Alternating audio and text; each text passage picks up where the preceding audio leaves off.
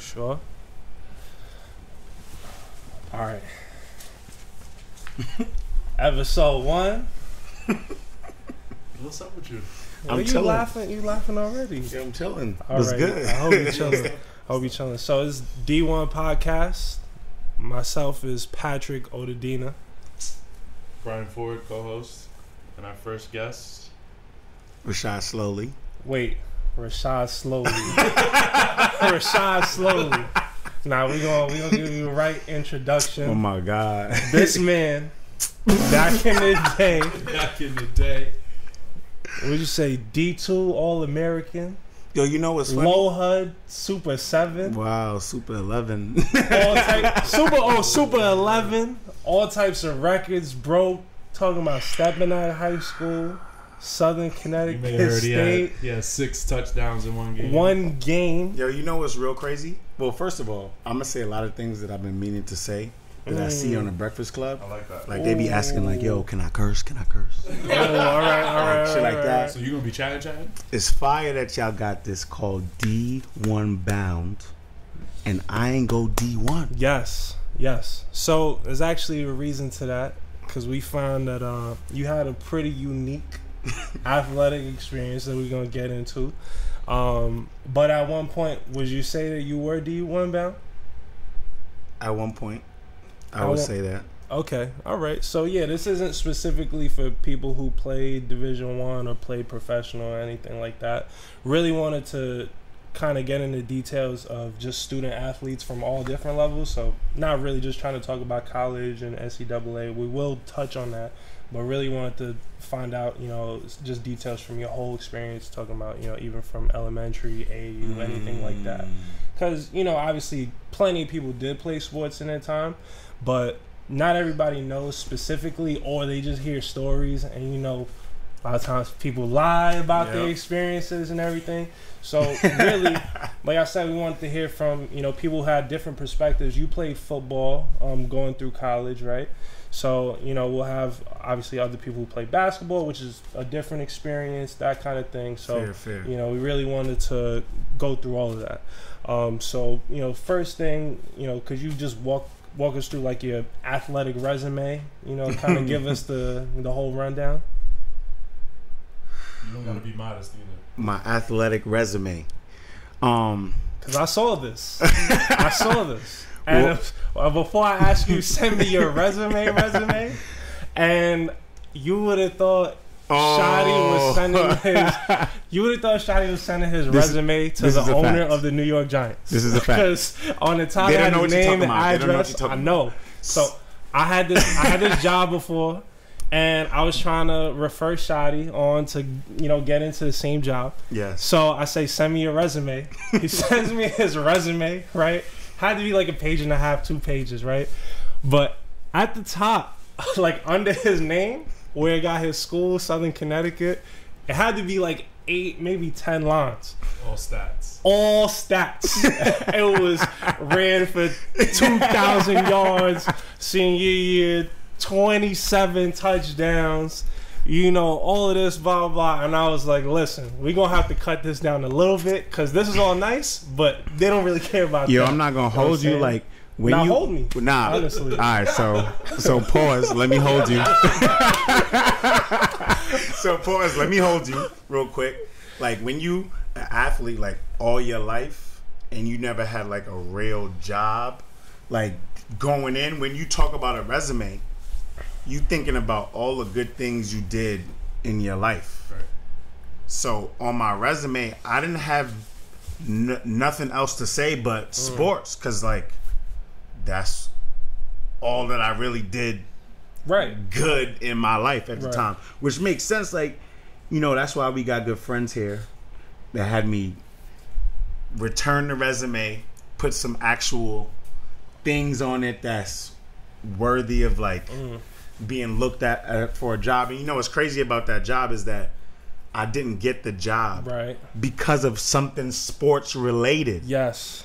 Like I had an interview with 3 dudes, and like I guess one was like not really, one was good to go, and it came down to the last person, which happened to play in the league. Yeah, he played in the league. I could say it was this guy Marcus, really cool guy. He was a sales manager. He played at Fordham. Right. I want to say at Fordham. I don't know if he was All American, but he had to be like All Conference. He has like his jersey retired at Fordham, everything like that. I think he was a tackle. Nah, he was legit. He was legit, right? And he was he interviewed you, right? We was talking like it wasn't even an interview no more. We just started talking about football. Yes. And he was like, I was fresh from like going like a Canadian team. This might have been a year after. Yeah. But I like at the time I had just got back from like a mini camp with a Canadian team. So he was like, if they were to call me like a month from now, like would I go? And I told him I would. Right. And that's what really hurt my chances of getting that job, because they wanted somebody that's gonna be part of the team. Right. And like me not even thinking about it it's like I will go. Right. But it's funny because then when I interviewed for Apple, which was like a week later, right across the street, the store manager, all his questions was sports related. Right. And I told myself I would never talk about sports in an interview again. And all he cared about was like what you did with this and like what happened with the Giants and what happened in college. So I'm like, like different places, different people look for different things, but it's just like you really gotta like watch what you say, because even though they might be talking to you on a friendly level, it's still business. Right. I mean, a lot of companies do preach that like teamwork environment too. Yeah. But some aren't like that. Like you got people that are super successful in corporate America that played sports their whole lives through high school, college, and like that's how they build teams. Like they want other former athletes on their team because they like that aspect. I feel like every job wants that though. Like every job could use somebody with like team qualities. Right. Like unless I can't even think of nothing, but like I don't even know what job you don't need to have like team quality, like leadership. Right. Know how to take criticism, like different things you learn on teams. I don't know what job doesn't require like all those qualities. Right. No, right. And you got to like a really high level, playing your sport specifically. You had a couple, you want to say workouts, tryouts with some NFL teams as well as Canadian teams, right? Yeah. Obviously, me and Brian, we played, both played basketball Division III, so not at the same level. But those are things that we both use. Do you use that? You put that on your resume? And like honestly, from a person who used to play sports in a school, I don't know, looking into kind of the non-athletic world, like really where else you could get that same kind of experience of being on a team, unless it's the Army or something like that. Because I don't know if like the drama club or something like that, you really have the same type of camaraderie. You know what I mean? Just going through, I guess the first question was the timeline. Timeline, yes, we got all the time. That's all right. Well, all right. So I guess I played Pop Warner, and Pop Warner, I would never play running back. Like I played with Waddy, and growing up playing in the Razorbacks. We had a monstrous team though, but like it went by weight. So I was always the heaviest. So I would play like the line, D line, linebacker, shit like that. And then going up to high school, like middle school was the first time I ever played running back. I was slow. I was super slow. First carry was a fumble. I think I fumbled like my first 4 carries. Like, wait, I think with Kareem Hunt, that he was like a beast in college. Like first play last year, he fumbled, right? Exactly. Right. And then let's just speed up to like sophomore year. I started sophomore year of high school. High school. I started on varsity at Stepinac. But you already like solidified as a running back at this point? I was solidified as a running back at this point. All right. And like I went to a camp, like it's called HSPD, like High School Player Development Camp. Would you say that's like ABCD? Nah, basketball? not at all. Okay. It's not at all like that. It's like I'm not as familiar with football. I'm trying to think I'm trying to think of something related, but there's nothing that can match it. It's basically like if your team's in this area, Like a team camp. yeah, it's like a team camp. Your school will bring, so it was like Lehman, JFK, Yep. Fordham, Hayes, all different schools, and players would just go there, and coaches would come, and like, so when you start getting letters from schools, you don't know like that they're not writing it handwritten and stuff like that. So like, I'm a sophomore. Right. Kev was on my team actually too. Kev Yes. was on my team as a sophomore at Stepinac. Yes. And we was getting letters from Rutgers. Like, I got a letter from Rutgers every day, every single day in my sophomore year, like handwritten letters. Yeah, like, it you know what I'm looked saying? like it's handwritten, but it actually printed. Right. We actually just got a wedding invitation that was like that too. It looked like it's Right. handwritten, but it probably wasn't. Thanks for Super the invitation gassed. anyway. Right. Super gassed. Like, oh, and that was like the only school really recruit me. I don't know why, but now I knew why, because there was a coach at HSPD, Coach Flood. This camp that you at. Yeah, that I was at Coach Flood, which he ended up being the head coach for Rutgers after Shiano left. Oh, okay. But he recruited basically the top players in the area. So it's not like I was some special, like I was just that player at Stepinac that had potential. So I was on Rutgers recruiting list. So anybody recruited by Rutgers got the same letter, you know, like. And then, you know, I didn't really think I was gonna go to play college, honestly though, as a sophomore in high school to play football. So when it came to school, like academics, count me out. No, Like no I was academics. not with the All shits right. at all. Like I didn't want to be at Stepinac. Like I didn't even want to be there. Like So I mean, what brought you there then? Because you were living in Mount Vernon, and What that's brought me not in Mount Vernon, obviously. here we go. So you know, well, I want to get back to recruitment because that's actually one piece that you know I think is again unique for everybody. You were talking about getting letters Yeah. when you were a sophomore at first. I'm Yes. curious though, because you said you started playing in middle school, Yes. but then by sophomore year you were getting those letters. Yes. So, do you remember when all of a sudden you decided like, all right, I'm going to take this serious? It was after sophomore year. So junior year. It was junior year. Yeah, like going into junior year, I started taking it seriously just because I started getting all these looks and like invites to camps and stuff like that. So I'm like, damn. My coach used to tell me, it's funny though, it's like my coach used to say, oh, Georgetown came today, but they went through the front door and out the back door. Because they looked at my grades and it was like, you know, I wouldn't even talk to this kid because he doesn't have like a chance to even, like honestly speaking, like, you know what I'm saying? So in that situation, because I heard you say that about another school in the past, and I was going to ask you about it. But when you say like they came in, found out about your grades, and just left, that literally happened. They don't call before to like find out about your grades if this is like a good kid or not. Like you know, what I mean, from Georgetown, they had to come from Washington D.C. Nah, yeah, but they're not only recruiting me. Oh, You know what I'm just saying? on a New York Like circuit. I remember Waddy telling me that Georgetown came, like all the same schools that, well, most of the same schools that came to see me came to see Waddy. Anybody that was in Super 11, they went to Iona. They, you know, they just go by the school and they go to visit this. Like, so the smaller schools, they want to see like 3-4 kids on the team. Like a bigger school is coming for like just that one person on the team. Or if you got, at the time, we didn't have, like Stepinac now got like 7-8 D1 dudes. At the time I'm playing this, maybe one D1 person on that team like every year, maybe. Like, you know, so lost my train of thought. Oh, Don't worry about it. We got more questions, and we're gonna bounce around. Yeah. Because we're just gonna get drawn off topic.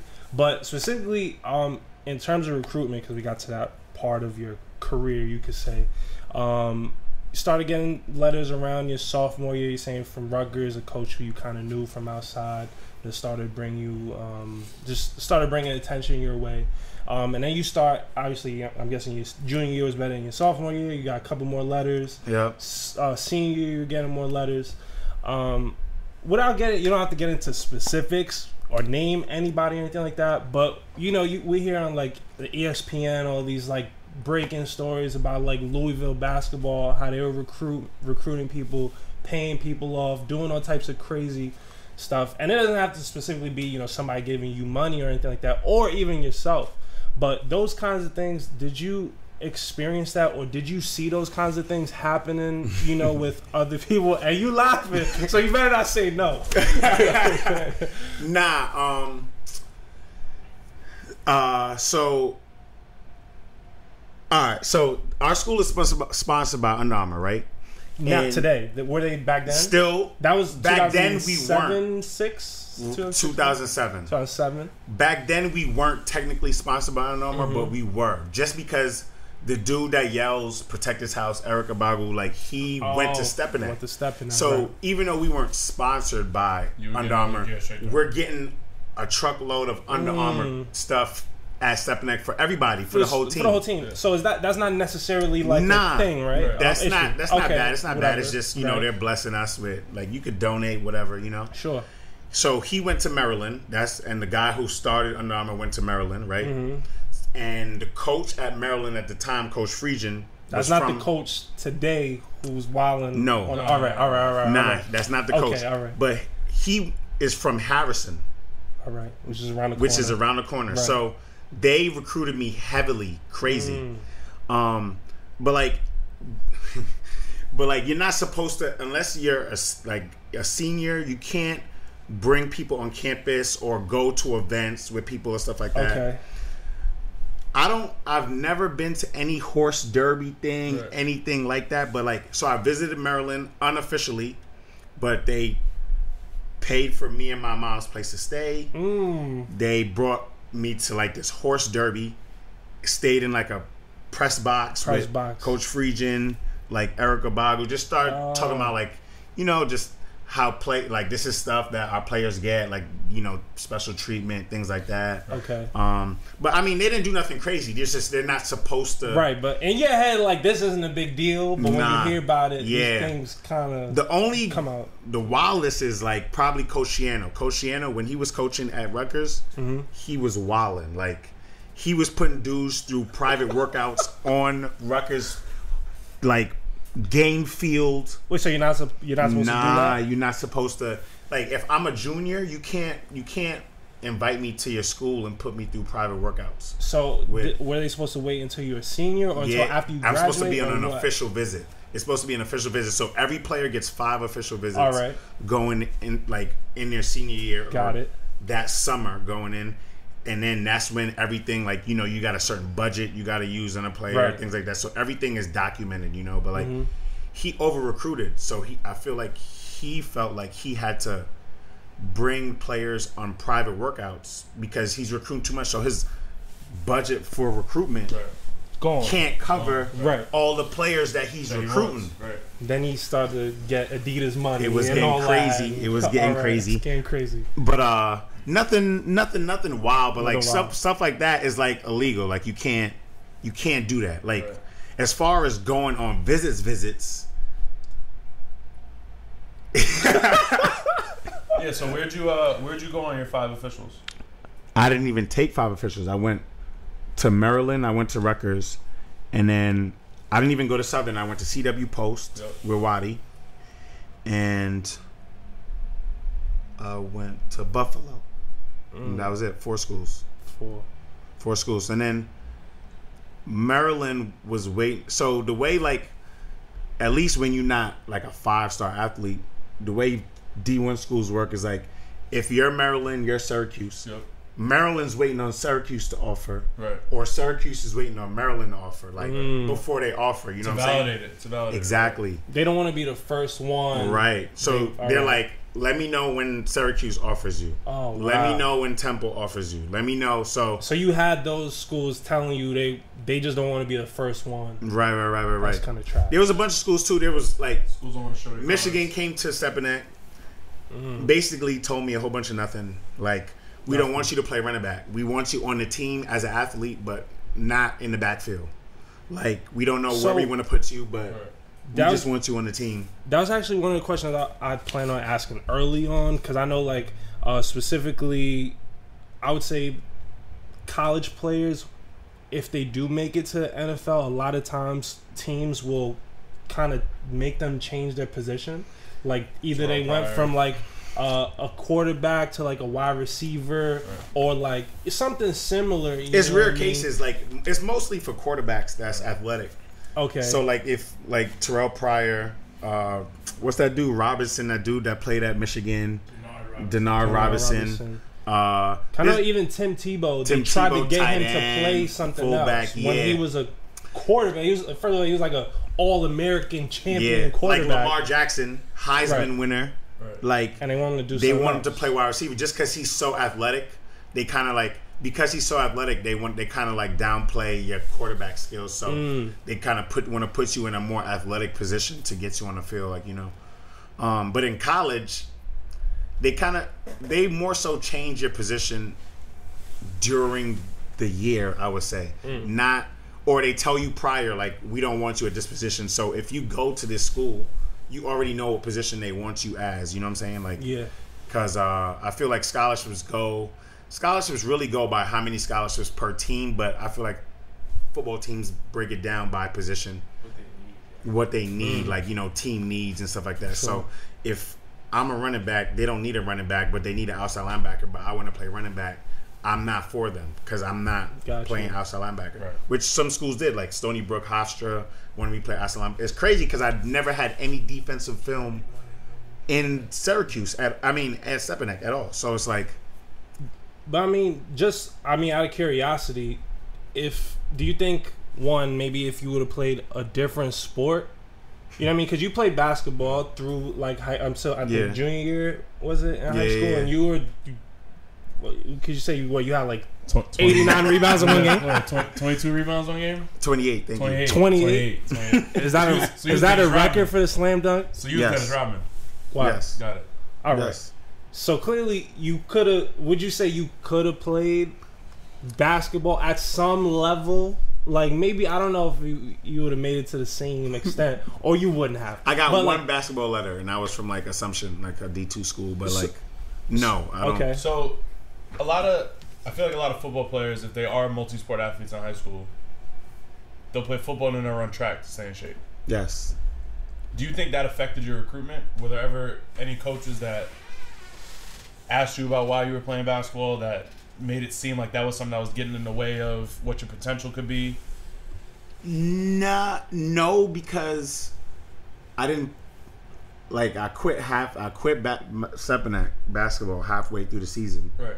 So I wasn't playing basketball and I ran track. So it's 3 different seasons. So football, basketball, and track could still all be done. Right. So I played all of those, but my senior year I didn't play basketball at all.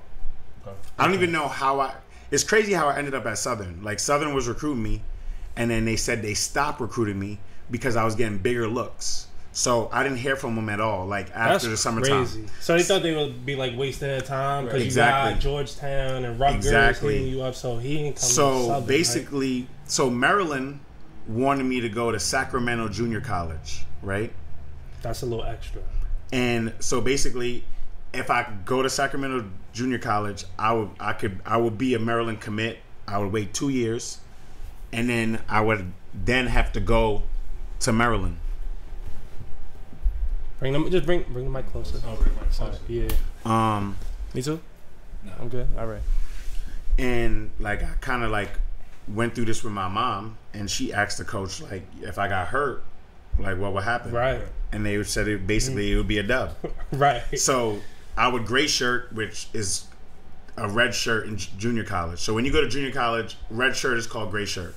It's basically you sitting out a year. Mm-hmm. So you're not using any eligibility on the field. Gotcha. So then I would have to be there for 2 years.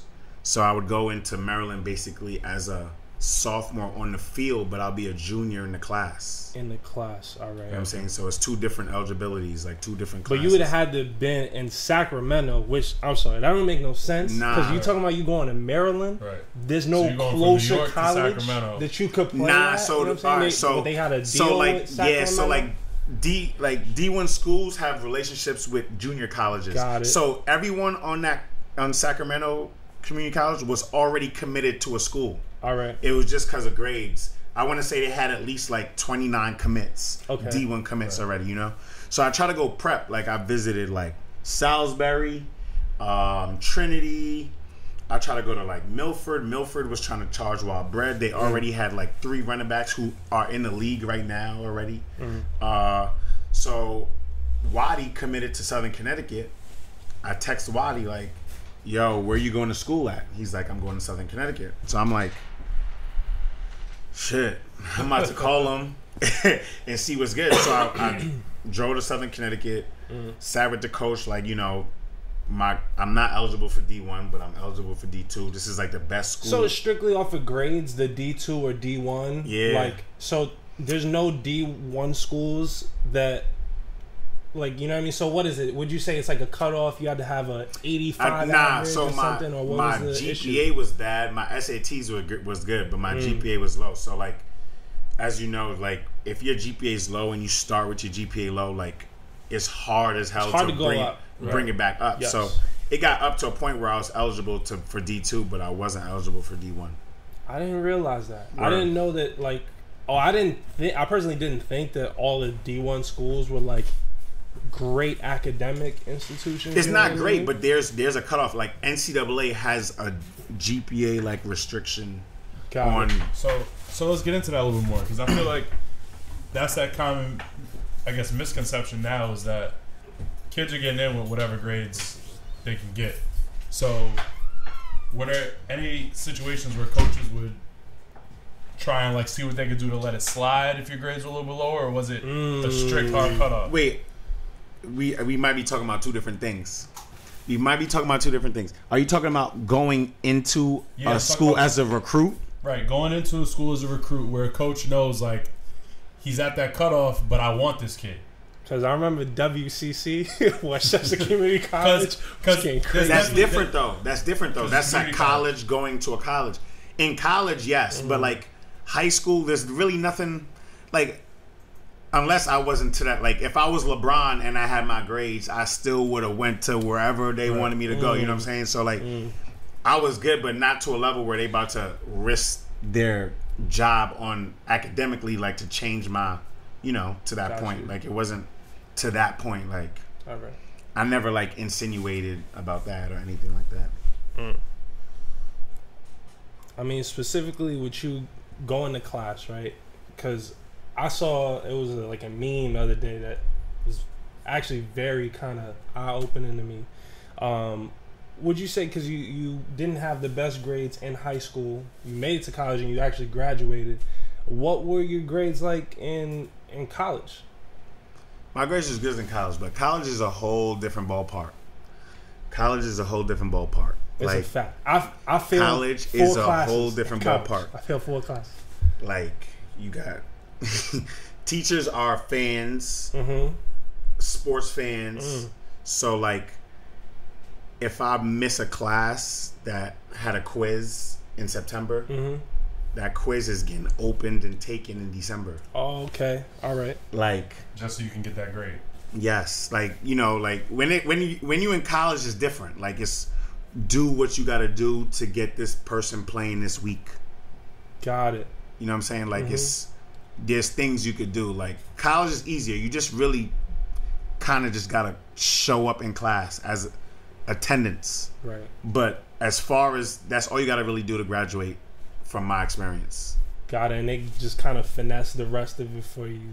Everything could be finessed. Everything can be finessed. So it's kind of like, as long as you stay out of trouble. Like what? Like you would do. Oh, so you weren't staying out of trouble, is what you're saying?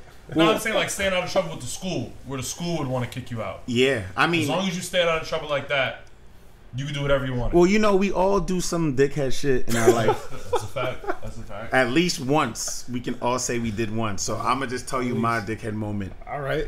So you didn't even have to ask. I like that. Right. Okay. So, I would say that 70 to 80% of the papers done, I didn't do. So one time I handed in a paper with the girl's name on the paper. Wow. Yo. I'm not. Wait, so question. Bro. Was this girl in the class? Yes. So question. So you, like, actually handed it, because, like, if you just gave it to her, how she gonna know she wasn't it was in the class? yours? She took the class the previous semester, but she took the class. Because then how does the professor know that it was you? You know what I mean? That gave it to her. I want to hear that. Nah, what do you mean it was me? Because you said the girl. Everybody else's shit was in. It was the girl's name. You said it was a girl's name. Oh no, it was me. Nah, like, I handed. And she looked at it like. It's a bunch of papers. They saying Sylvia. Right. Damn. I had to go to the dean. And, like, I had to write a whole new paper, though, about a whole new topic that they never asked. They made an exception or whatever, but I just really had to write a whole nother paper. She was like 12 pages type. That's not good. That's not good. I got caught plagiarizing once in college. I was scared that I was going to get kicked out of school because I already got kicked out my first year. It was like fake kicked out because my first semester I had a 1.9 GPA, so I couldn't play my second semester. And like they put me on academic probation or whatever, so they like technically unenrolled me or whatever they like kicked me out or whatever, and I had to like reapply to school, get back in. Once I got over 2.0, I was like back in school. So because I already had that kind of ding on my report, I thought I was for sure going. Right. So those are two of my things that I had. But so you said like 80% of them you didn't write. I was wondering, like, did you ever have nights where you stuck studying, you just had a game, and now you got to be up to write this 8-page paper, or you didn't really have that type of issues? I had those issues earlier. So freshman year, Wadi was my roommate. Mm-hmm. Like there was nights where it was just me, Wadi, and like a liter of Ciroc. Mm-hmm. We did not go to sleep. And a MacBook. We did not go to sleep. We had papers due, but we procrastinated on everything. So if a paper is due at 8, we probably started that paper at like 3 a.m. Type and just went straight till 7:59. Probably showed up to class at like 8:10. But the paper was done. That was the most important thing. As the years went in college, the less work was being done. Now, do you think though, because I'm guessing maybe, I don't know if it's because of the level of your play that maybe you didn't have to go through and do all of that work, other people doing it. But my question was going to be, do you think as a student athlete and putting in all the practice hours and training hours in the weight room and games and all that, would you be able to manage the actual coursework, all the papers, all those things by yourself? You know, being that you have less time than, any other student that's in the class. I still say so.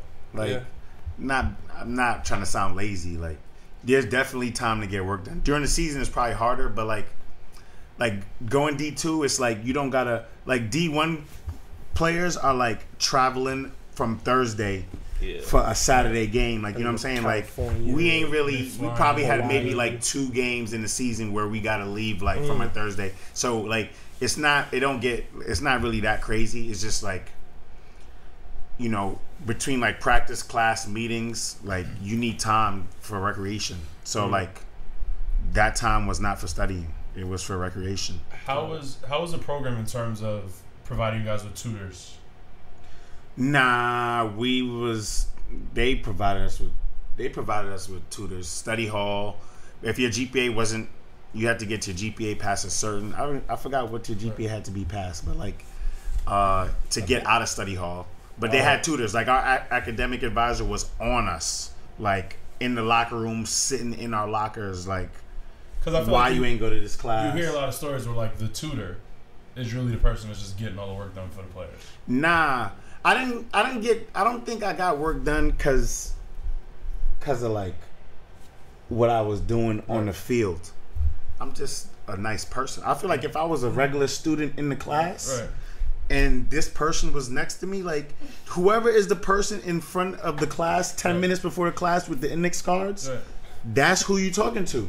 And like, so I don't even feel like half these people even even went to a football game. Like, these are people that's just in my class that I'm cool with, that, they doing all the work. Like, let me see. Like, like, it's not nothing like, it's not nothing like, yo, I got this game. Like, it wasn't nothing like that. It was just like talking, like, let me see. Like, we got a test. I'm about to sit behind you. Just have your hand like this. Like, it was just like regular, like, like it wasn't really just generous, Then you always get that one person that, like, taking the test, but they like this. But like, nah, I don't even think it was because of football. Like, to be honest, it was just because you just friendly, like, people cool. But you talked about there were instances where there were teachers that were fans. Yeah. What kind of, whatever you're the most comfortable sharing, what's the wildest thing you feel like you had a teacher do for you?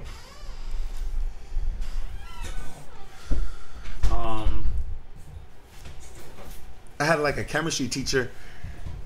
She was like a real football fan. She was a real football fan. Got you. She would come to all the games, away games, everything. So, but basically, like, I didn't. All her tests were like online, and I did not take any of them. So in December, she opened up all her tests for me to take. It like open book, everything. It's just like I just never. I don't know why I didn't even. Like now I think about stuff like back then. It's like, why couldn't you just go online and take the test? Like I don't even know what I was doing, but I did not take any tests for the entire semester. Like December 9th, I want to say, she opened up like 6-7 tests online, and by this time, the whole class took all these tests already. Right. So I just had all the information in front of me, and I just took the test. I think that's the wildest, just because like people were stressing about how like they missed the test, right? And now they gotta like make up in other ways. They're asking for extra credit, right? But like in this case, I kind of just like overpassed that, right? In a way. I didn't really do nothing crazy as far as like school. Like I went to class. That's one thing. I always went to class, but like I can't say I was always attentive in class. Like you're just there. As long as you there is what I was told. So that's where I was. Got it. Because like at this point, and we've talked about your accolades at Southern, you were the guy. So do you feel like there was treatment that you were getting as the star on the team that other players weren't getting? In the class? Or whatever in class, just life as a student? Yeah, I mean, I'm trying to think of what I didn't get. Like, I don't know Did what... you have to pay for food? Did you have to pay for your own meals? So, like, what were they doing for you? Yeah, pay for food. Okay. I paid for food. I remember your living situation was kind of nice. My living situation was kind of nice. I like this, honestly. Just keeping it a buck. Yeah. It was not bad. I'll say that, for sure. I mean, but who's to say people can't help another person? Like, you know, like. But it's not. It's not out of the goodness of their heart. There's a bunch of nice people, but we talking about like what's acceptable, what's quote unquote legal. I mean, I don't really know nothing about the laws or nothing like that. Right. You ain't going to law school. I don't know. Yeah, exactly. Right, I don't really got the laws, like. Yeah. But help is help, and you know, 1-800 help is help. Got you. So like, I'm not like, you know, that. So like, I got some help. Right. I wouldn't say they really gave me nothing crazy, because you don't take handouts, right? So nah. Right. But I mean, but this is not a secret, because our coach, he was a coach for 30 years, right? And at Southern? Yeah, at Southern. He was like a legend coach, like in our conference, like, you know. So the word is that like he had they asked him to retire. Like, he didn't retire on his own because he got caught like giving money out. Gotcha. So to players? To players, because D2 don't. Well, I was getting to that too. We were getting that's the word. So I don't have it. It's not like set in stone, but the word is like he got caught like giving extra money out to players, because you know, like, D2 don't got a lot, especially when you a state school, you don't got a lot of money to give kids. Like scholarships? Scholarships, grants, there's all different ways you can get money, but like you don't really get a lot of money. So like were you on scholarship, or like did you have to pay for school? No, I was on scholarship. Going in, like when I first went, I was not on scholarship. Like I wasn't on scholarship going in, because I came in, like I said, I didn't have a place to go. So I walked in there in like April, told the coach I need a place to go. He's like, well, I can't. We ran out of money at this point. Right. So for football, all the money and grants and financial aid, everything's mainly done by the end of January. Okay. Like all the money's done. So. And you start school in August. Exactly. Right. But the next semester, so I paid for a semester. And then the next semester, they have like every semester they have money to give kids. So the next semester, then I got some bread, like, for being there, and then, you know, it increases based on, you know, how you contribute to the athletic department, whatever team you on, and whatever the budget is, and so you got money. Not everybody's getting paid the same, but that's life. So actually, that was one. I like to think I have a pretty unique perspective on the NCAA paying players and not paying players. I think generally speaking, it's kind of the opinion they should get paid, and it's only right because the NCAA makes so much money, that kind of thing. So, what's your perspective on that? Do you think college players should get paid? Nah, for sure. I think so. Just because, just in general, being in college, it's like a struggle. Like if there's dudes that we were with, every team is cliquey. So there was a bunch of us, 8 of us that would always hang out, and not everybody, as far as our parents or whatever, is as fortunate as others. You know what I'm saying? So there's one or two, one in particular that would hang out with us, that would be literally struggling, struggling. Waddy could tell you no names, but for instance, the dude was in the room, in our room, and he was just sitting there damn, and we yo, what's good? And he's yo, should I order food or should I go out with y'all? But you should never ask yourself that question. It's crazy that that's what you're trying to debate. Either you about to eat this meal and not go out with your friends, or you about to sacrifice this meal and go have fun. But that's the type of situation athletes are in. You know what I'm saying? People worked part-time. Football players were bouncers. People had to get jobs. You still had some type of part-time job. Exactly. Pay your phone bill or whatever the case. Exactly. So, obviously, because you're talking about literally billions of dollars that are out there. If you could just give me an idea, right? Say you were gonna pay college athletes, how would you divvy up that money, right? Say you got $1 billion to pay the college athletes out there. Now think about it. You got Division I, you got Division II, you got basketball, you got football, and 30 other sports, tennis, swimming, all that. Do you give all of them an equal amount of money? Or do you pay the starting point guard more than the bench guy? Or how would you break that up?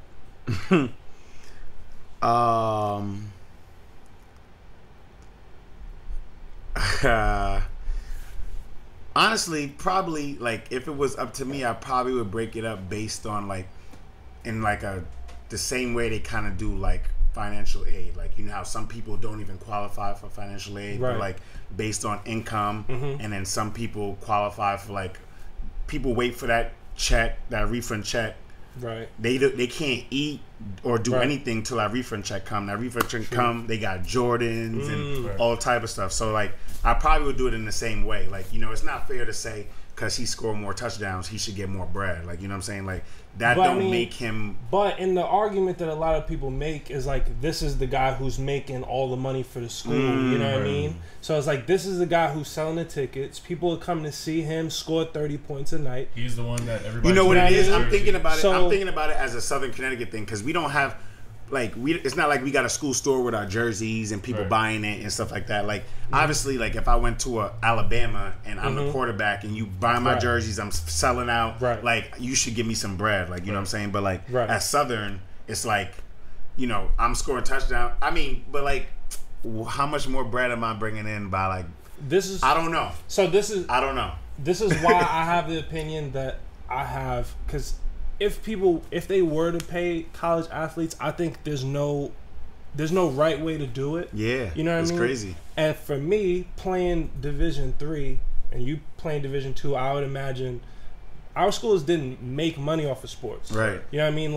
I was fortunate. They spent money on them. They spent money on me. You know what I mean? They gave me a uniform. They got me a pair of sneakers every year.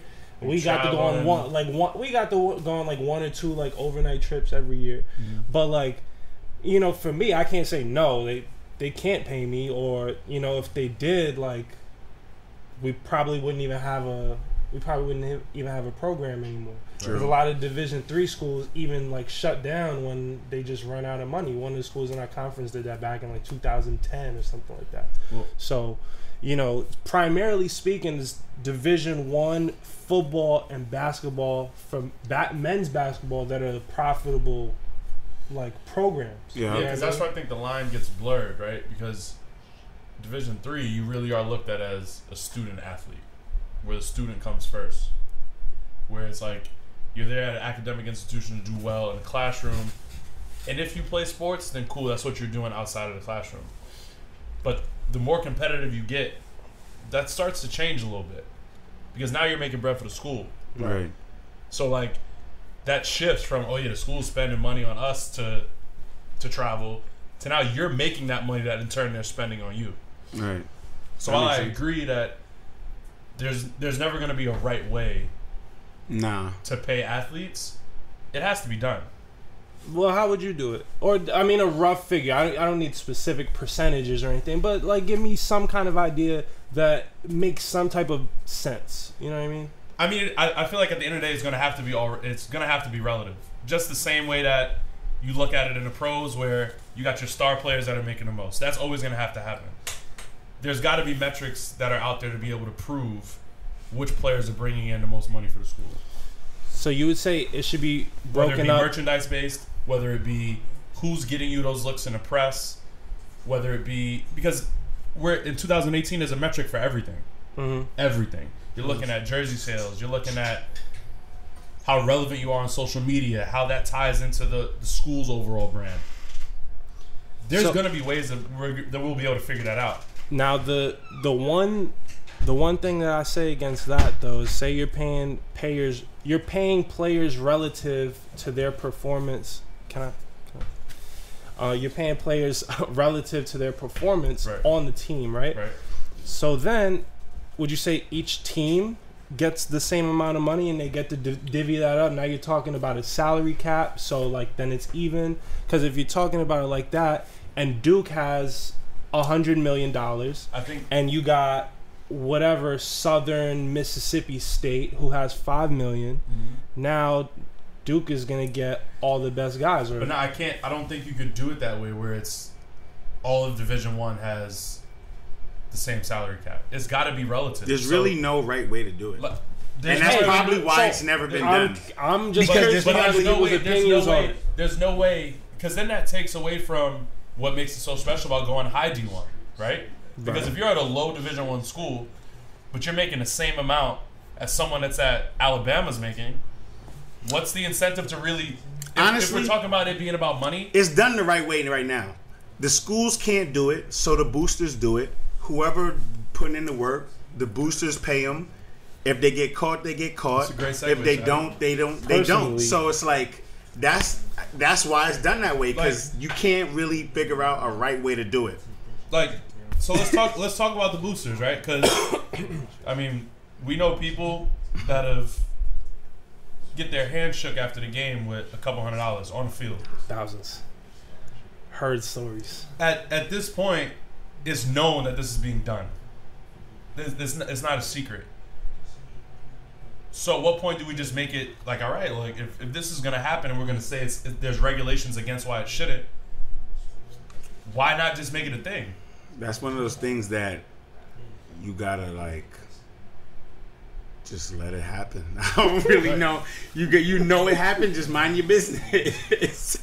Honestly, like, cause don't see nothing, don't say nothing. Right. Don't listen to them billboards on the train. But like, we know that it's happening, right? And it's not gonna stop. It's never gonna stop. Nah, it's not. And like, not especially not for big schools, because the whole point of like boosting is like. So, like, behind boosting is you owe that bread, though. Right. So, like, if you, like, are a junior, whatever, you projected to go out this year, whatever the case is, I give you 5 stacks or something. You owe me that 5 stacks back, or you guaranteed to sign to whatever Right. agency, whatever the case is. Wait, from a booster? You owe them the booster money back? I thought the booster was just like kind of involved in the school. They making money, so it's like you won for us. So I know for the agent, like if an agent gives you money while you're still in school, whatever. First of all, you're not supposed to have an agent, but you somehow sign like a contract and you owe that money because we've heard of players that have to do that. We talk, so it's two different things. You're right. Okay. So there's so what's a booster? Is just a person that's giving out bread?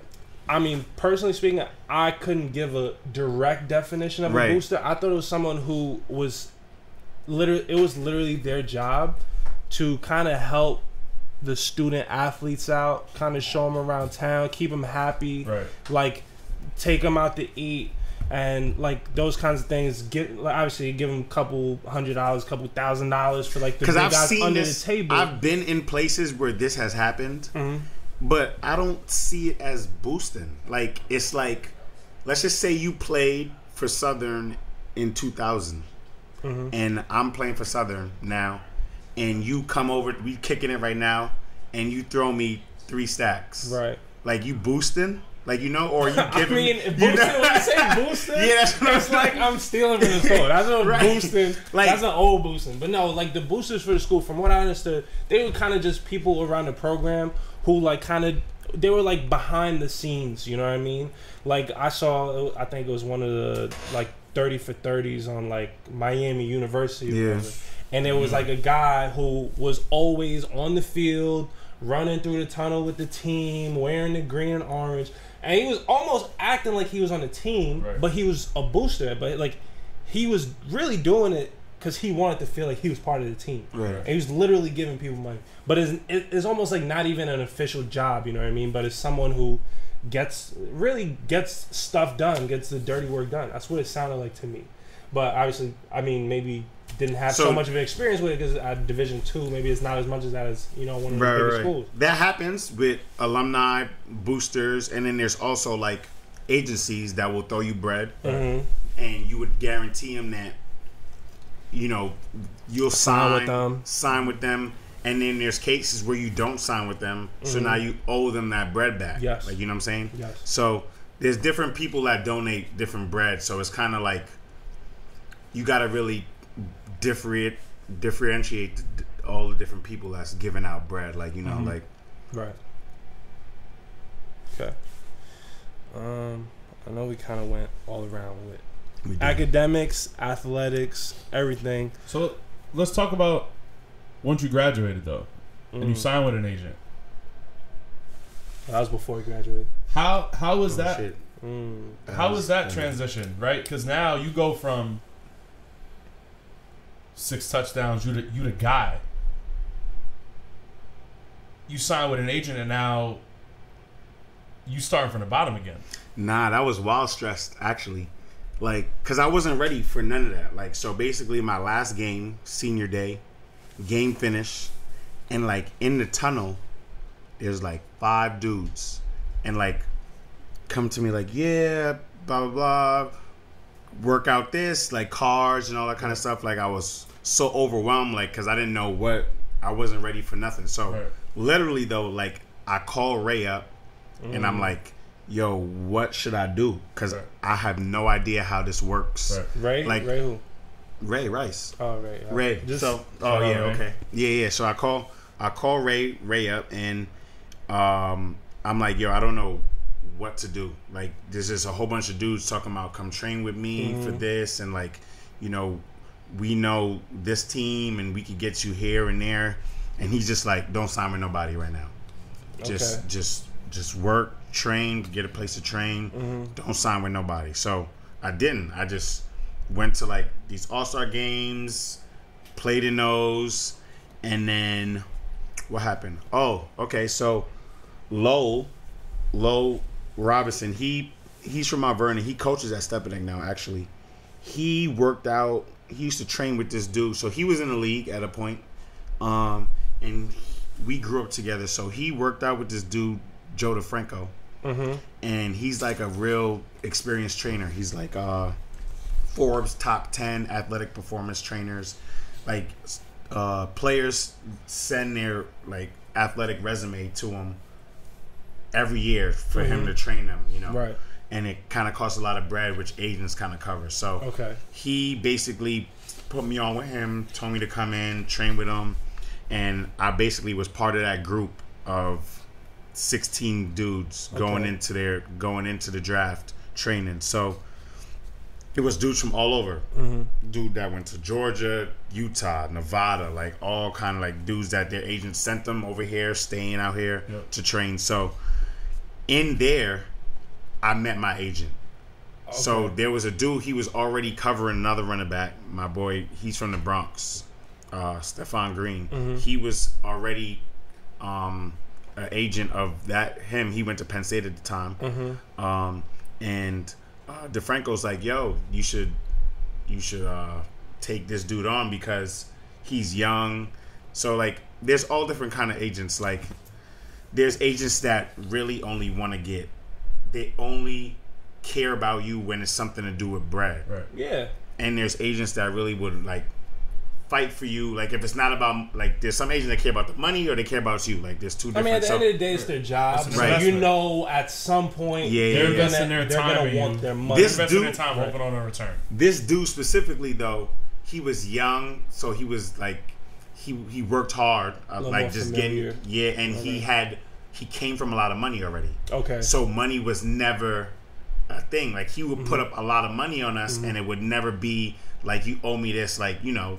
So, question: at this point where you have your agent, you're saying this is literally at the end of your last game as a senior. In your head, what are your what do you think are your chances, or what are your odds that you're gonna play at the next level, whether it be NFL or I know some people, you know, they want to get to the NFL, but they know like, all right, worst case scenario, I'm gonna get to Canadian Football League. In your head, do you have kind of an idea of like, this is where I'm gonna land? Nah, at this time I was in a bag. Like I just came off like my best season ever.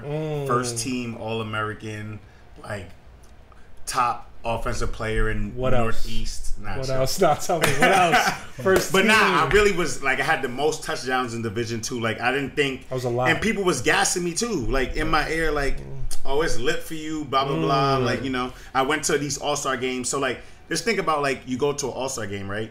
And you don't know anybody. All you have is just looking up people. Right. Who is this? What has this person done? Right. So me coming into the All-Star game and the All-Star team, everybody like, yo, this dude, blah blah blah. Like, you know, so right. I was gassed. I was in my bag. 6 touchdowns.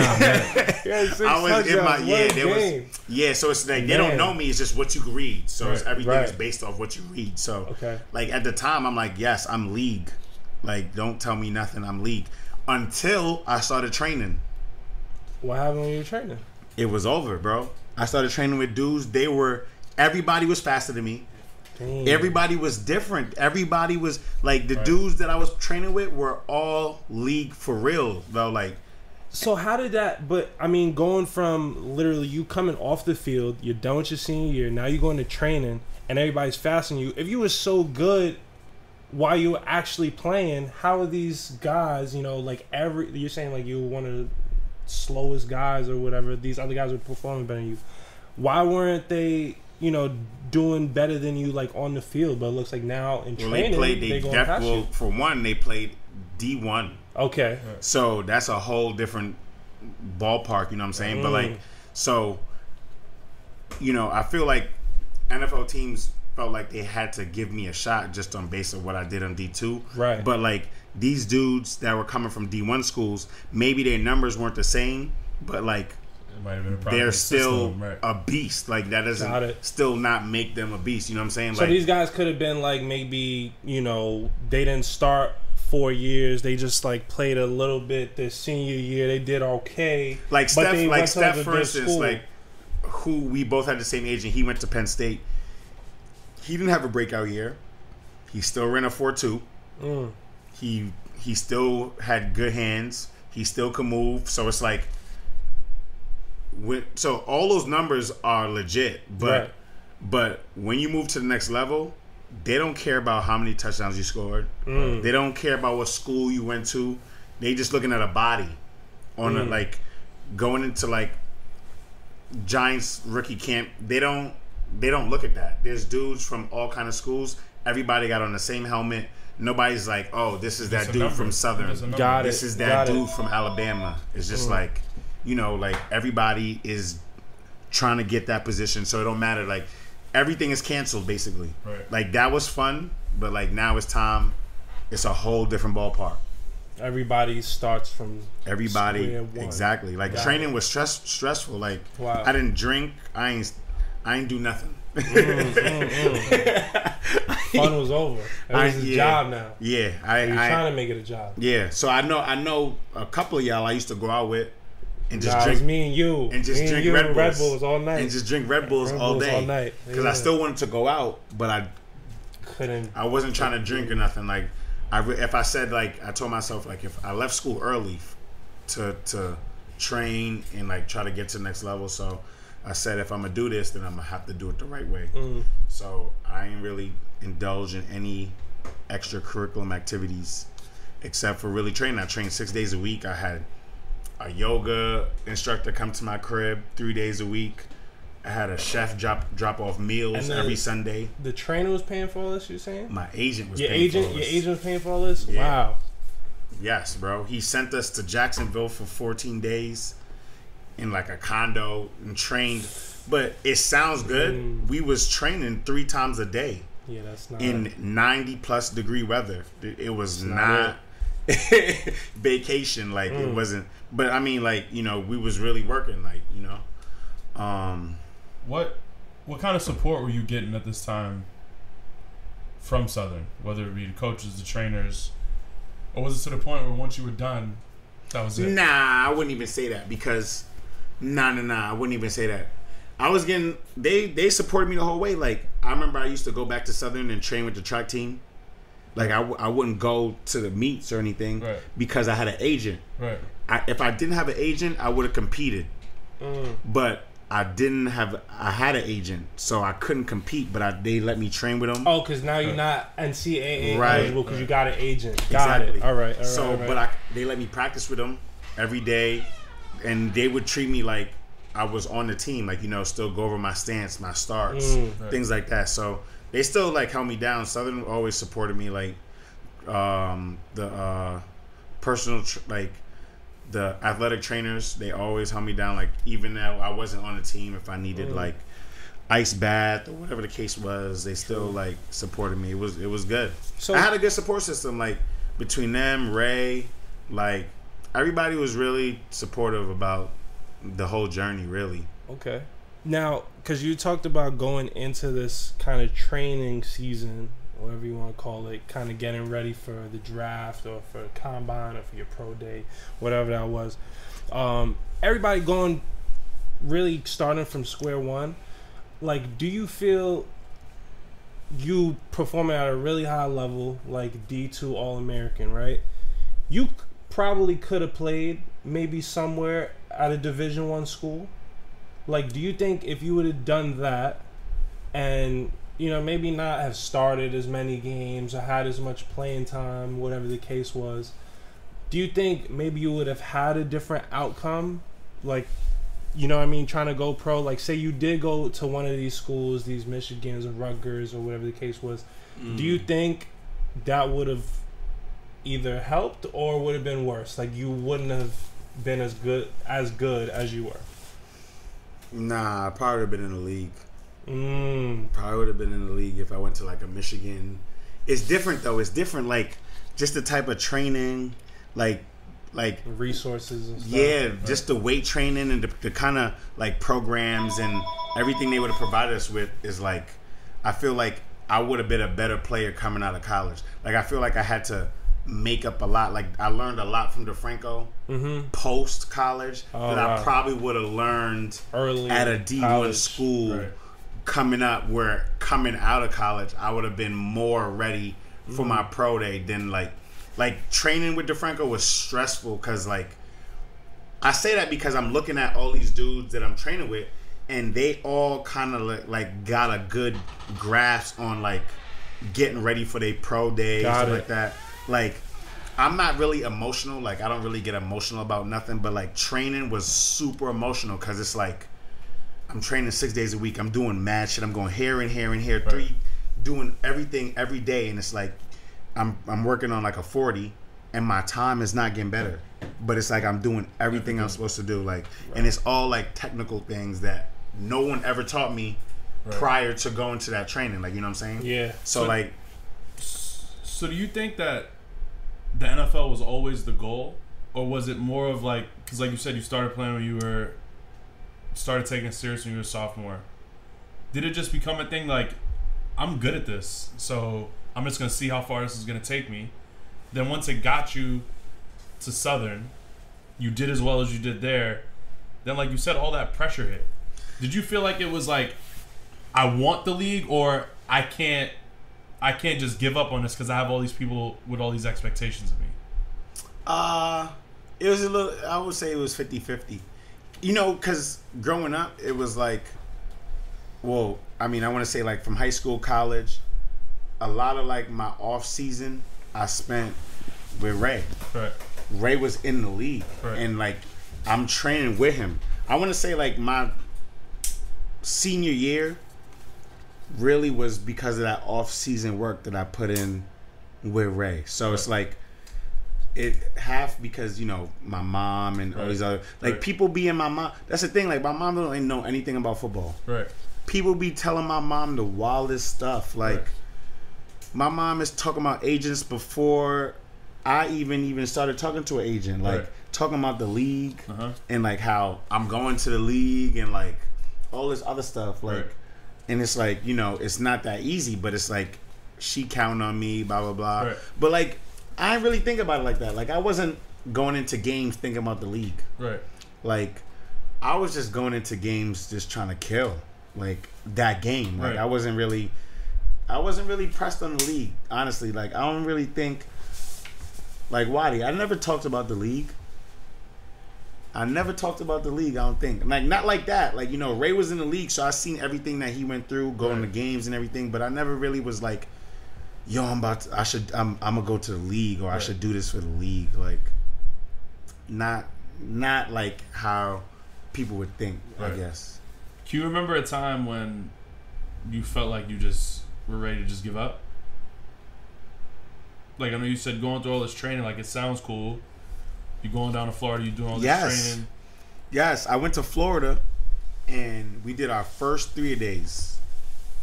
And it was so hot, like, coming from New York. Like, me and Steph, we couldn't take it. We called our agent, we said, yo, we trying to go home. We don't even want to be here. Right. Like, it's just a dub, like, because it's just a dub. Like, it's too hot, and, like, we could do this in New York. Right. He's like, nah, stay. Like, you know, he put us with this dude, Coach Pasquale. And he's like special teams. He got like special team coach of the year for the NFL like 4 or 5 times or something like that. So he had us working. So a big thing in the NFL is like, especially when you come undrafted, is like making a 53 active roster is being on special teams. Right. So if you don't got special teams down, you know, you're diminishing your chance of making that team because all you could do is, if all I could do is run the ball, they don't need me. You know what I'm saying? But if I could play on punt, play on kick return, play on kickoff, then that's something they're like, oh, we can use this dude because we can use him in so many ways. So that's the main reason why he brought us down there. But I remember at that point, I wanted to quit. After draft day, I wanted to quit. Right. Like, supposedly, so it's like you're supposed to get a call like after round 7 is like when calls open up for everybody.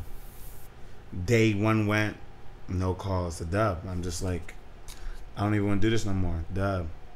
And then like you get a call, but it's like the call, you get it, but then it's like you go into like rookie camp and you fighting for your life. It's not fun, I would say. Right. That's why I respect anybody that's undrafted. Because it's like, to make it being undrafted to get to the top is like, is crazy. Well, it's not even to get to the top. Or it's to be number 53. Or to get a contract off being undrafted, basically. Right. It's like is a whole mission. Like anybody who watched like Hard Knocks or anything like that, like you undrafted, you could get called to the office at any time. Bring your iPad. It's a dub. Like, and it could not just be on you. Right. Like, there's teams bringing in running backs that don't need a. It could be somebody else got hurt. We need a roster spot. It's so to crazy get his backup, we got to cut you. It's crazy because it could be even less than that. Right. It could be a team that literally don't need a running back, that is not thinking about getting a running back, but they need somebody for camp. Right. So they just got you going in camp. When it's time to break down the roster, they break down their roster. So they never had any. You never had any shot of making that team to begin with. But it's more of a business. Like, you know what I'm saying? Like, and in Canada, it gets even worse. Like, you can only have a certain amount of Americans on the team. Right. Only have a certain amount of Americans on the field at one time. So if you're American, I'm an American. Mm-hmm. Let's say you already on the team. Yep. I'm a quarterback. This team need a quarterback. It's a dub for you. Right. Just because they need this quarterback. So it don't matter if you their all-star corner or whatever the case is. You're an American. They got to get rid of an American. So it's like it's a lot of politics once you get past college. Right. So I mean, at this point where you realize like you're done, you don't get the calls, you don't get drafted or whatever. You know, at this point I don't know, maybe you're thinking about life outside of football, life after football. But just imagine like if you could go back, right? Like the way your life is right now, you're now a trainer, right? Seems like you're doing, pretty okay for yourself. Say you could play in the NFL, right? But it's for 1, maybe 2 seasons, and then you get cut and you're done. Would you rather have that career, like play for 1 year or even half a year and then get cut, or would you rather not play at all? Nah, I'd rather play. Yeah. For the bread. For the bread? For the bread. So the reason I asked that, and I figured you would say that, because like even if you get a 1-year contract, minimum is a couple $100,000. $400 easy. 400, 500,000, right? But you're probably spending that pretty fast. Would you say? I don't know. You don't know. Okay, right. You don't know. Honestly, probably know myself, but because you know what that heartbreak was to not get in at all. Could you imagine what that would have been to get in and then get, for lack of a term, kicked out? You know what I mean? To get clipped after 6 games, they just don't need you on the team, or after a year. Could you imagine what that would felt like? And do you think, that wouldn't be as painful as it could have been as not getting in at all? I feel like if I left with the bread. I say this because when you get to the next level, it's a business. It is. So that's really what it's about. Like, so going into the Giants, there's a dude that runs like the personnel for all the rookies, and he said that we gotta watch our backs. This is the first thing he told us. Like, we gotta watch our backs because there's a dude at the door knocking on the door that's better than you. So as soon as you fuck up, we gonna kick you out, open our door to somebody that we probably even want to see more than we want to see you. He said that what he did, he knew that the league wasn't for everybody, so he played 1 year in the league on special teams, and in that 1 year, he found a way that he could work for the league because he knew that he was not league. So he ended up being the player personnel for rookies on the Giants. Wow. And that's what he's been doing ever since he only played 1 year in the league. But that's basically what he said. He was like, we know where you came from, but like when you on this level, it's like you mess up one time, none of y'all are drafted. You mess up one time, somebody is knocking on the door, and we will gladly bring them in. And with no worries. Mm. So, I mean, you had a lot of encouragement. You felt like you were getting pretty close to making it to that point of being on an NFL team, and you had other people who were all telling you this because you were doing your numbers while you were at school. But you hear of those people who do make it to the league, right? Whether it be NBA, NFL, or baseball, whatever. And the first thing they say is about all those people that say they never would have made it. Yeah. Right? So I have a pretty different perspective on that, right? Because you had, like, you actually got your degree from school, but you say there's a lot of people, especially within athletics, where they playing football or basketball, they're not caring about that at all. They're not trying to graduate. So between the parents or the friends or whoever that are there telling you, you're going to make it, I believe in you, you're going to do it, or the ones that are telling you, like, listen, you should have a backup plan, you might not make it, that kind of thing. Some people will see that as hate, you know what I mean? Right. Or some people will see it as like, no, I'm trying to look out for you. So when you do make it to the league, you see it as like, damn, these people doubted me. Yeah. But if you don't make it, you're like, damn, I'm glad you told me to get my degree. Right.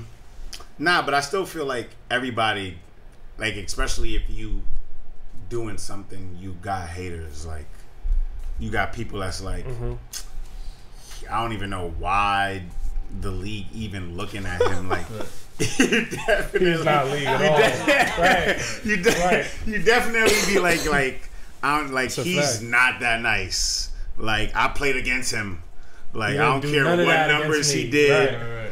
Honestly, bro, I feel like that against some people too. Like, there's dudes I played against in college that I dogged that made it to the league, and I'm like, how does he make it to the league? Right. So I guess I'm a hater in that sense.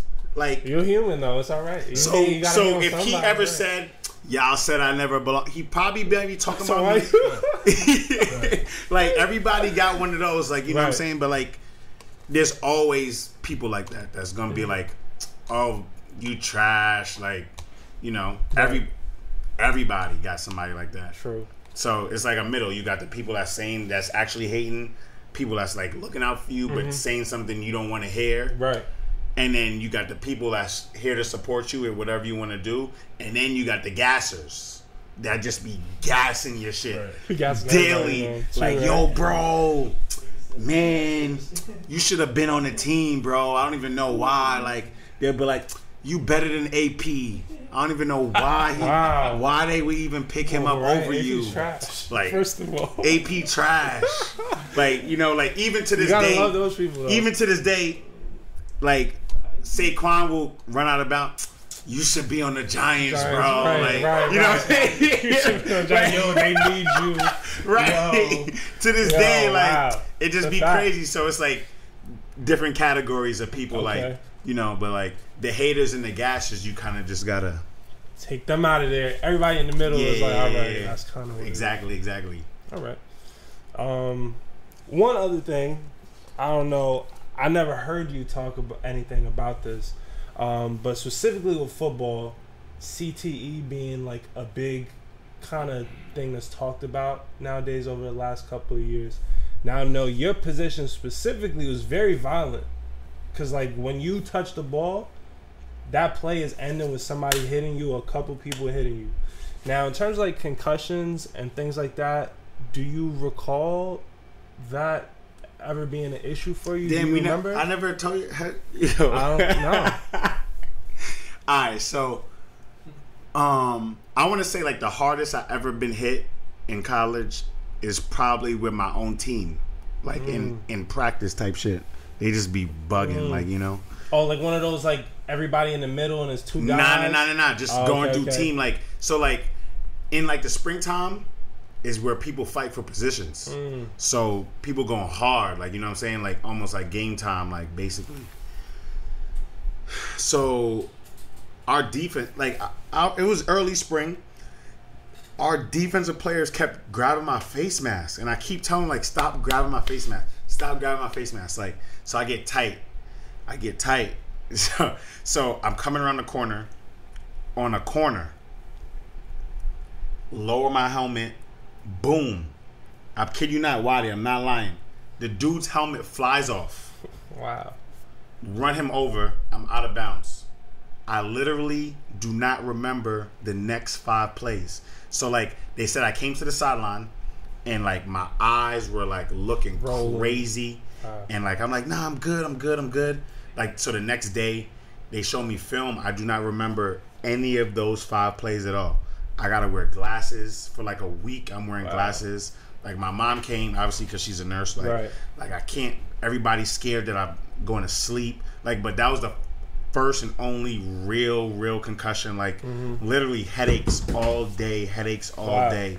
Like it's crazy. But like now that I felt what the real concussion is, I probably had more concussions, just not that severe. But like I definitely had concussions. But that's one concussion where I could say like that was bad. Like so I didn't play for the lucky thing was spring, so I didn't play for the rest of the spring.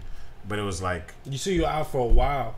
Yeah, I was out from spring all the way to preseason. Wow. Like I did not. Of that. Yeah, it was bad though. It was bad. Like any light that I looked at, it was a headache. Yeah, everything was a headache. They say they don't got like full on definitions of what concussions are, what they do. It just kind of makes everybody feel kind of different. It was crazy. That's nuts. Looking crazy walking around campus with like glasses in class, like with shades on, like. But that was the only real concussion that I had.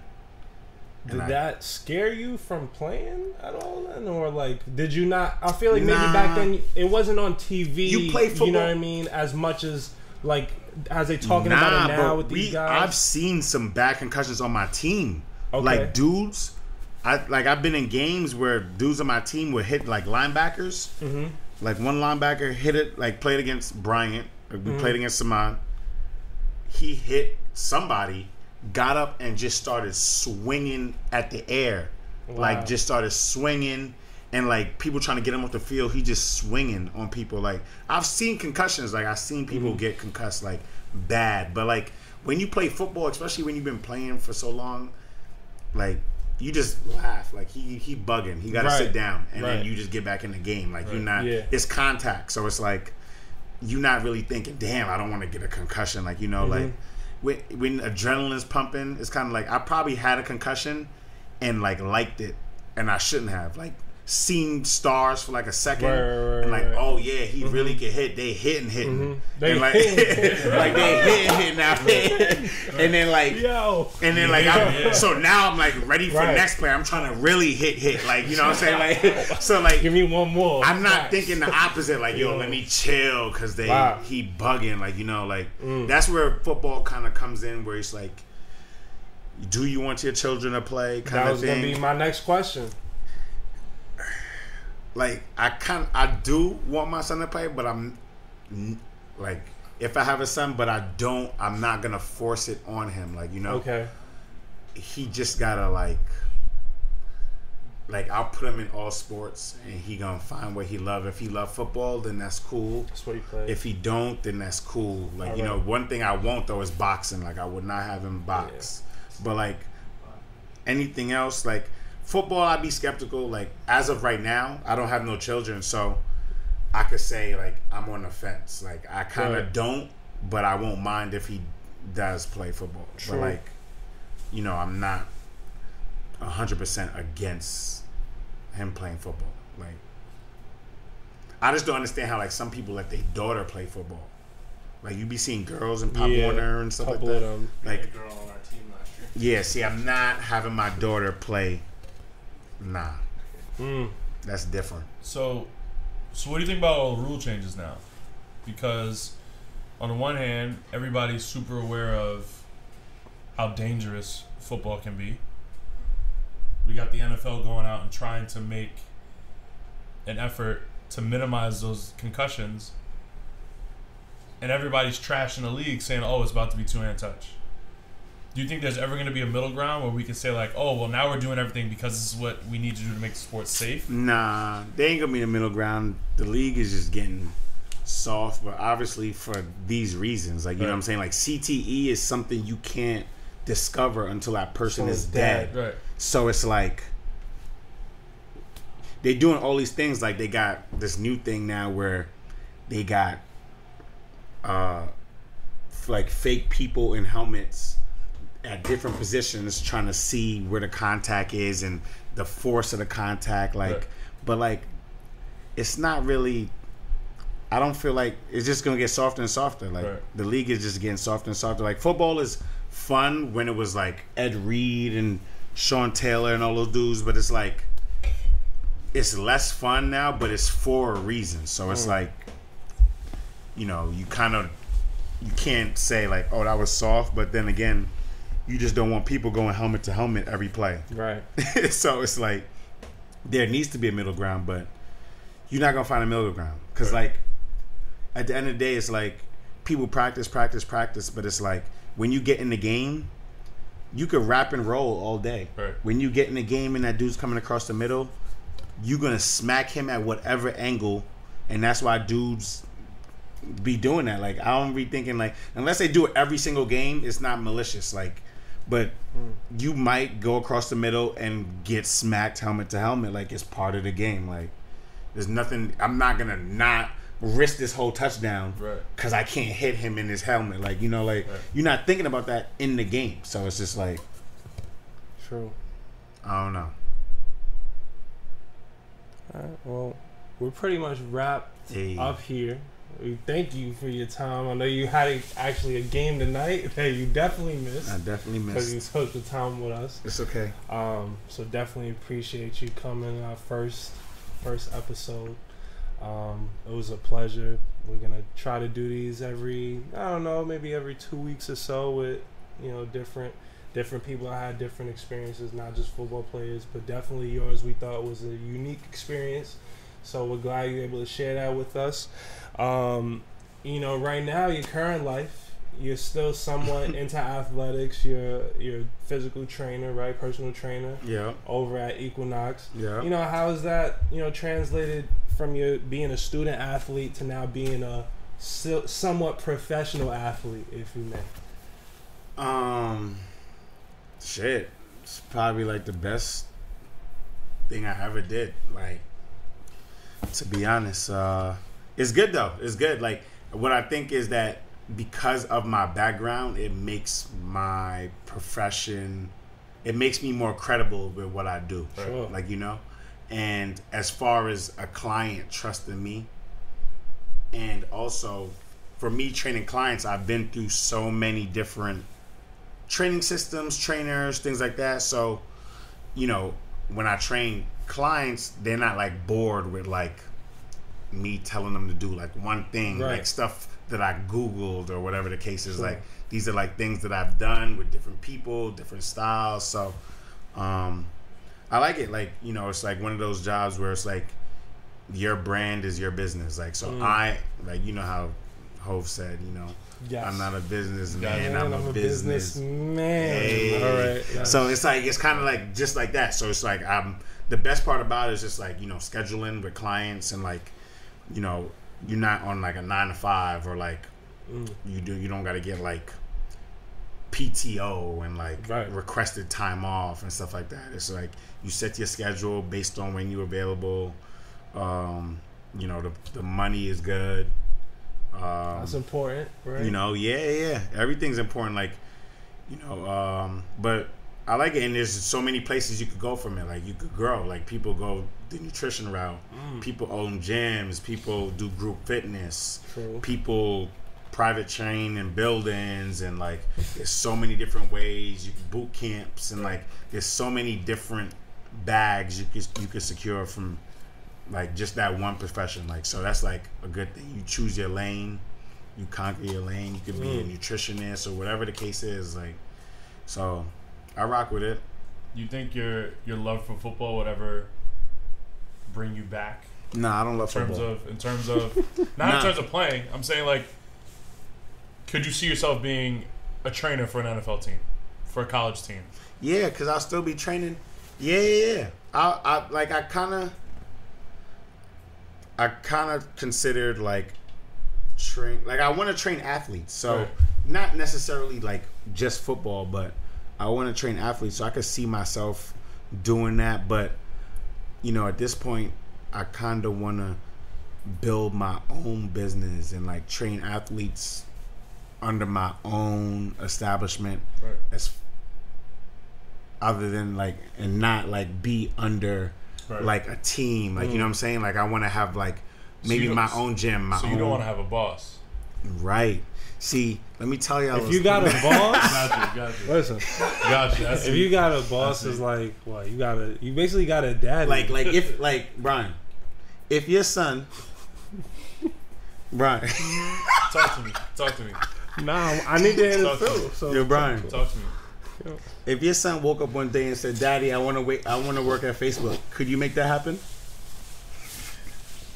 I could probably. Because you're not a boss. I could put him in. I could put him in touch with the right people. But I'm not hiring. No. Can you wake up and say, "I'm not going to work today"? Yeah, I could. And what will happen if you don't go to work for a week straight because you decided you didn't want to go to work? Oh no, that's a dub. It's a dub. It's a dub. Because you're not a boss. I got a boss. I got one. See me? I can go to an island right now and not come back for a month. That's a fact. And I can still pick up a client when I come back after a month. You can pick up clients while you're on the island. Exactly. You know why? Why? Because I'm a boss. Got it. Nah, I like that. I'm fucking with you. Because I definitely got a boss right now working at Equinox. It sounded good though. It sounded good. It sounded good. It did. So I mean, for people who in New York City or whatever, even if they're on vacation or whatever, say they want to work out with you, they want to get some of these old school workouts going. How could they find you? How could they, get in touch with you? Oh yeah, you could just follow me on Instagram, Shadi Fit, SHAADIEFIT. Follow me, reach out. I pick up clients all the time just through Instagram, just like reaching out, saying, "Hey, I like what you're doing. I want to get a session." First session will be on me. And these are all kinds of shapes and sizes. Yeah, men, weight women. loss, muscle building. Conditioning, whatever you need, as long as it's not like yoga, Pilates shoddy. So I'm with the Pilates shit. No, you need to get the karate shoddy going. That's fire, honestly. Karate shoddy coming soon. But I'm trying to get all bad. I'm bigger than I thought I would be in the Pilates world. But now I feel like I got to keep it going just because Pilates is like a thing. Like, it's funny because I left the barbershop today. And a dude in the middle of the street was just like, "Yo, Shotty, yo, that Pilates shit I seen you doing, blah, blah, blah." Like, people love Pilates. I don't know why. And, like, people just reach out to me. Like, it's funny. Like, Khalil Mack's Pilates instructor. Oh, wow. Like, reached out to me saying that she's coming to New York in, like, 3 weeks. Put you on with his team or something. Word. I don't know. Well, no contract or something. I don't know. But it's just funny, like, how many people you could, saying? the networks that you could build through, like, social media and stuff like that. So, yeah, like, hit me up. We could get these sessions in. I'm mobile. But we can make it happen. Bet. All right. Thanks so much. Again, we have Rashaad Slowley. Again, I'm Patrick Odedina. This is B Ford, and this is D1 Bound Podcast. Thanks so much. Episode 1. Hey.